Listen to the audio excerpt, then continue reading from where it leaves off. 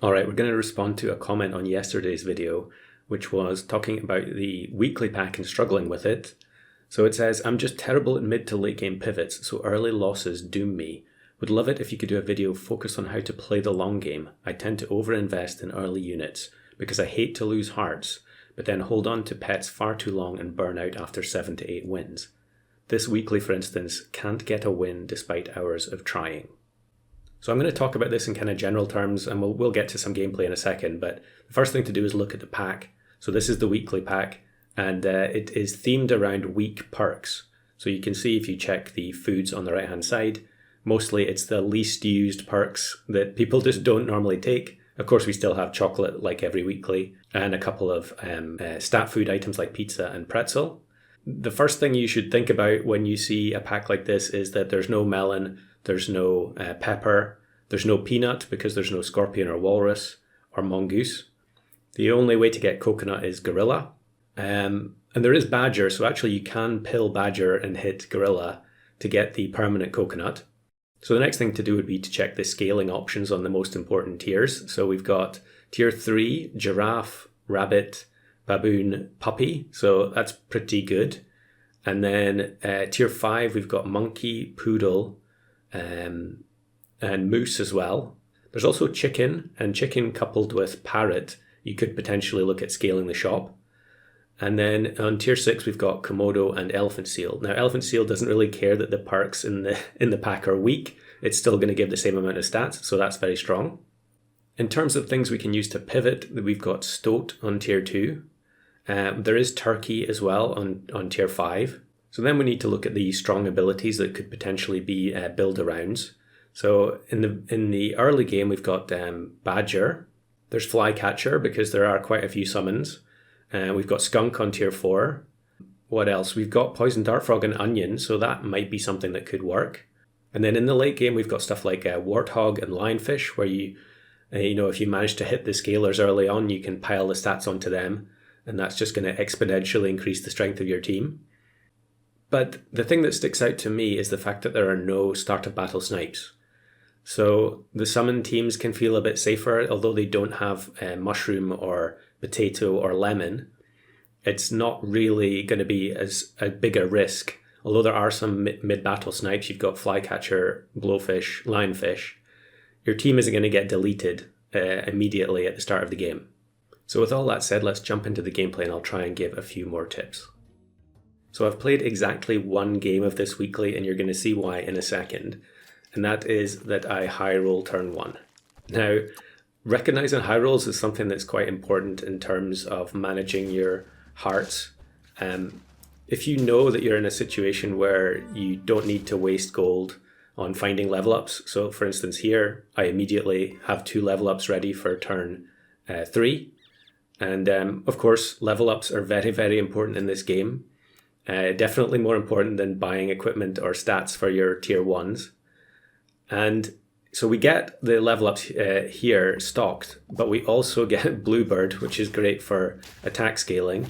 And we also got Marmoset, which is a 2-3, so it's incredibly good.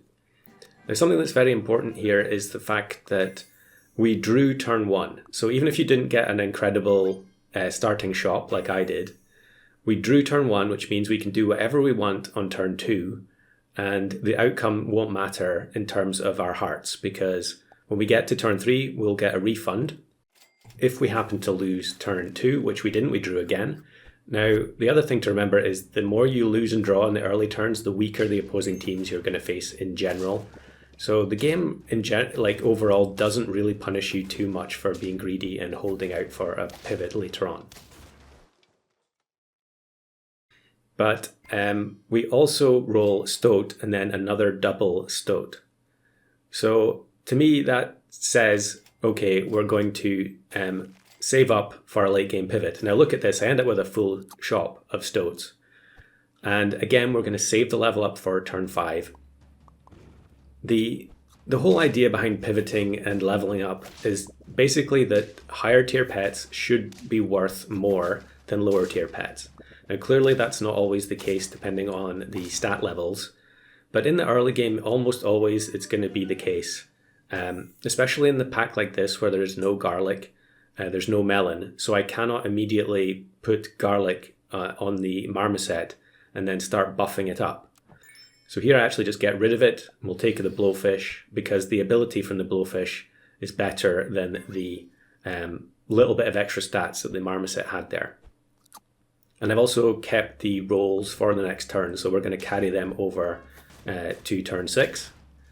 And you can see now that because I've had this incredible start where I've rolled loads of stoats, I'm just going to keep investing into the stoat and go for a level 3 stoat cell. Now here actually we get another stoat, which is unbelievable. So it's really been a high roll. And high rolls aren't generally indicative of what's going to happen every game, but I think one of the things that I've thought about this for quite a while, based on the types of opponents that I face a lot of the time, especially in custom packs. It feels like people in general are very, very afraid to lose. And my advice to anyone playing this game, especially if you just want to try different things, is don't care in the slightest about your win rate or, doing the correct thing every turn in order to win. I think it's much more beneficial to just play and do what you want to do. And then over time, gradually, you're going to realize what are the optimal things to do on particular turns, or, when you can take risks more readily. So here I take the wolf. So we've got rid of the giraffe. Now, a lot of people I think would probably want to stick with the giraffe because it's scaling and they'll just keep on looking for more and more scalers. But remember, this pack has no protective equipment, and so the scaling is worth less overall. Also, I just generally don't like playing a full scaling team. So we're going to try and transition away from that very soon. So we get rid of the bluebird. It's done a lot of good stuff, but the +2 attack, in the early game, it's very good. The longer you go, it's worth less and less. And for instance, when we sold the giraffe, that was a 1/2 unit giving +1/1. The wolf by itself is a 4/4 unit, and then it contains 3 pigs, which are each 3/2. And there are also no starter battle snipes. So the value proposition there is pretty easy. The wolf is just strictly better. So we're on turn 9 now. We can sell the stoat, and we actually get the vulture. Now here, because I have a mixed team, I have skunk for stat reduction, we have blowfish for snipes, and I have 2 summons. We could have actually done anything there, really. If I had level 3 poodle, I could have sold one of the tier 4s and then looked for something else. If I'd got level 3 monkey, I could have put the blowfish up the front. But because we get the level 3 vulture, we're now going to start looking for ways to improve our team with the vulture as the build around pet. Now, clearly it's a 1/1, so I am going to put the carrot on it, which is kind of funny, but this pack is full of weak perks, so in a land of weak perks, carrot is actually fine. And I also do a second stoat cell just for fun, and I got the silver fox. Now, clearly gold is another factor in terms of pivoting. If you get weasel early in this pack, you can save up gold and make it easier on yourself to pivot later. But having more gold also allows you to, do things like maybe buy cupcake to try and guarantee a win if you're greeding for a pivot later on. So broccoli as well, we don't care about the attack on our vulture. We just hope that it can survive some maybe what would it be, flycatcher or blowfish snipes. So we're going to buy broccoli, and probably do that every single time I see it. And the silver fox is just there at the moment to generate us some gold. We'll replace it soon if we find another summon. Unfortunately here the dart frog kind of wrecks our team because the anteater and the wolf were sniped at the same time. Although it is actually close in the end. I wonder if I could have won that if the turkey had been sniped at some point. But again, it doesn't really matter too much. Don't be afraid to lose turns. You have to also remember that the game would just fall apart if there was a build where you could win every single turn guaranteed. The whole idea of the game is that there's a revolving door of archetypes where some archetypes are going to beat others. So if you happen to face one that counters you, even if it's just one pet, it doesn't matter. I think the most important thing is trying to get rid of the idea that you need to win every turn. And as soon as you lose a turn, you're somehow under pressure, and that it's all going wrong.